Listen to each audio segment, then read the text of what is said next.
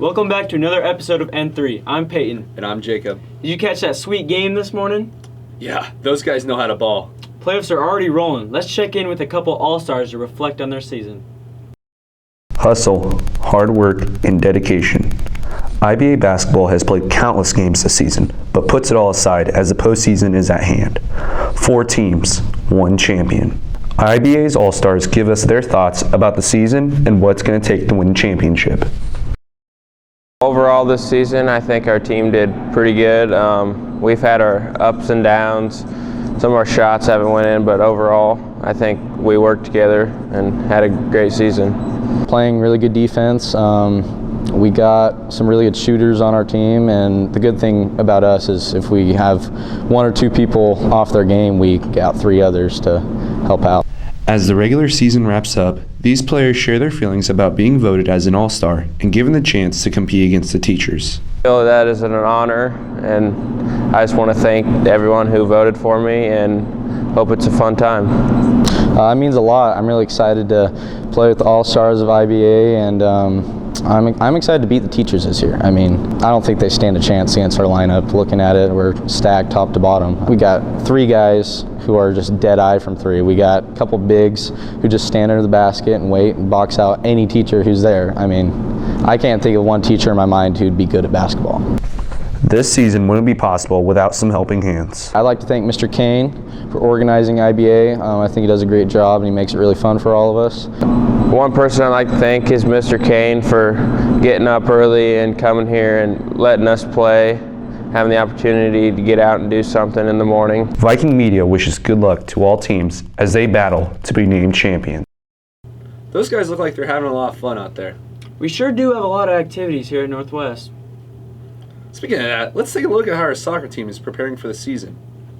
This year, the Northwest soccer team is hard at work prepping for the season through winter conditioning. The team displays great teamwork and dedication while representing Northwest. Soccer to me means a lot. It's what I really work for. It's what I'm in the weight room for. It's what I run for, just everything that I work for, really. Strengths of my team are definitely the feeling that we are a complete team. We definitely feel that we are all brothers, so we all work for each other, grind for each other, and like I said, like in the weight room for each other, and just we all want to bring each other up and make sure everyone's doing the right thing and playing good. Someone should join soccer because it's something new, especially in the U.S. When you think of sports, you think of football or basketball. Soccer's kind of a second thought, so it's something new, and it's a lot different than other sports. Obviously, you use your feet. It's different. It's new. Someone should definitely try it. We could always use more players on the team. Definitely try it. It's something new, like I said, and we could always use more people. We congratulate the team on their teamwork so far this year. I'm so excited to watch them get after it this spring. You know what else was exciting? Valentine's Day. Did you get Singing Valentine? What's a Singing Valentine? You don't know? Here, I'll let you show you. Tones held a special Valentine's Day themed performance singing to hundreds of Northwest Vikings. So Singing Valentines are basically, we sing Valentine's Day songs obviously, and Gold Tones is involved. We sing for anyone who wants one. So how Singing Valentines work is we pick a handful of songs, usually 5 or 6 of them, and then we get together, we make posters, we do things that can advertise it, and so then we ask them to fill out a form and have all the people's information on there so that we can go and sing to them in a certain class. At Northwest, we have been doing it for the past 2 years. The songs we did were Little Things. I won't let these little things slip out of my mouth. One Thing. Because you got that one thing. Never Gonna Give You Up. Never gonna give you up. Never gonna let you down. My Girl. My girl. Talking about my girl. Still Into You. Cause after all this, ooh, I'm still into you. And Dance With Me Tonight. I just want you to dance with me tonight.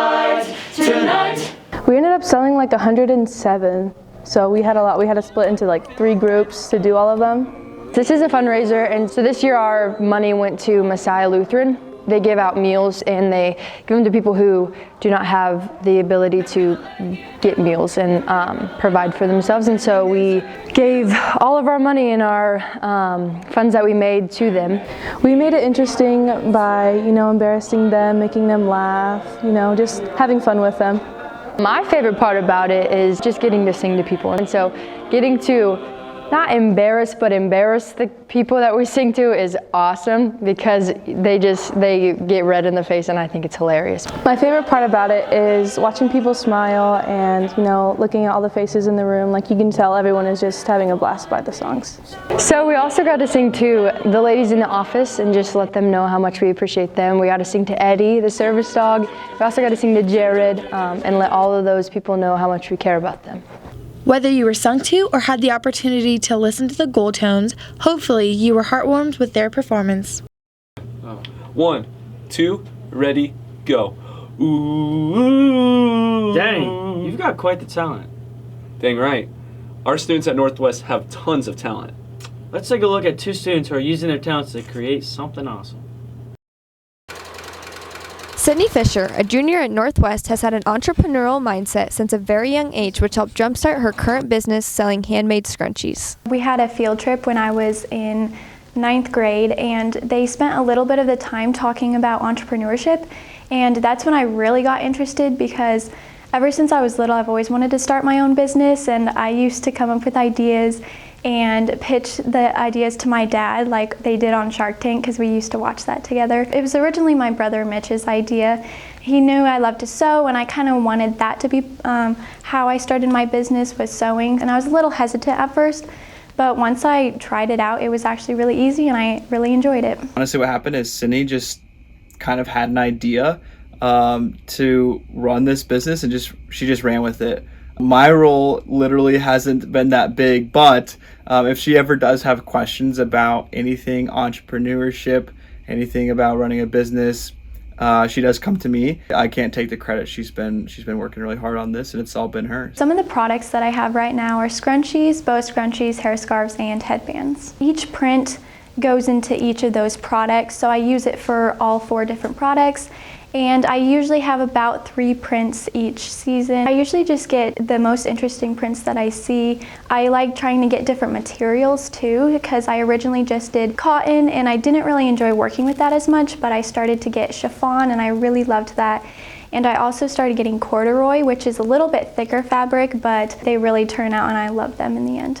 Basically, I do everything myself, but I do get some help. I usually have people come with me when I get the fabric to get their ideas on it, like my mom or my brothers. And I also like to ask like my consumers, like on Instagram, I'll kind of ask what they would like to see me come up with next. That kind of gives me a lot of inspiration. So I actually have a website for my business, but you can get to it through my Instagram, which my username is Sydney Scrunchies Co. And I also have a TikTok with the same username. I just like to reach a wider audience with that, just to show kind of how I make them and different photos. I usually dedicate most of my time on Instagram because I think that's the perfect platform to sell products. I would say that starting your own business is a little scary. You have to put yourself out there a little bit, but I would definitely encourage it because you learn a lot and you find out that there's a lot of people that will stick behind you and really support you. Wow, Sydney's really good at what she does. Yeah, she is. Let's see what our friend Danyka can do. Junior Danyka Galvan Spotify plaques are a spin on the latest trend. I've seen lots of videos of people making plaques on TikTok, and I just thought I could make them better, not gonna lie. Making the plaques is a lot more work than just sticking decorations onto a piece of glass. So first, I obviously go to Walmart. I print off like the pictures. There's a form in my Instagram bio and I base it off of there. So I'll download their picture, print it off at Walmart, go to Walmart. Sometimes I have to buy like picture frames. Once I get the glass and the pictures, I have a Cricut machine that I bought for my mom, so I use it obviously.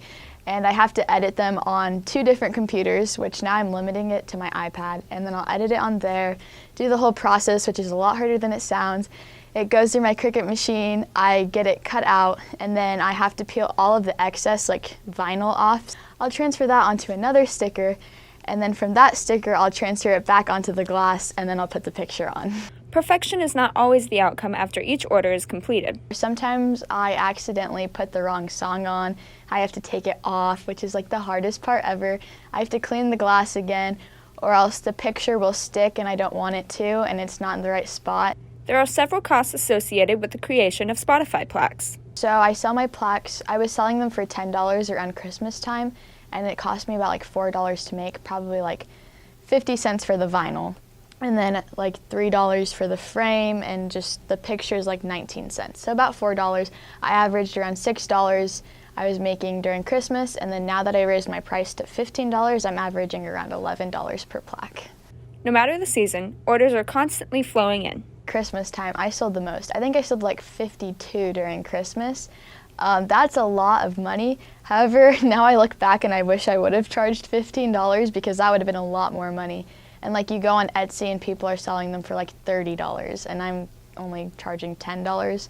As of Christmas, I sold 52. And then for Valentine's Day, I probably sold around like 30 some. And I'm still selling some right now for like birthdays and just for fun. Galvan is looking to apply her own creativity. Like I said, the records, I think they're really cute. I made one to test it out for my friend Ashley. It took about like 2 hours to make though. So I think I'd charge like probably like $25 to $30 for them because it's a lot of pictures and it's definitely a lot of. Damn, this broadcast was awesome with you, bro. Yeah, it was. Catch y'all next week. I'm Payton. And I'm Jacob. Peace out.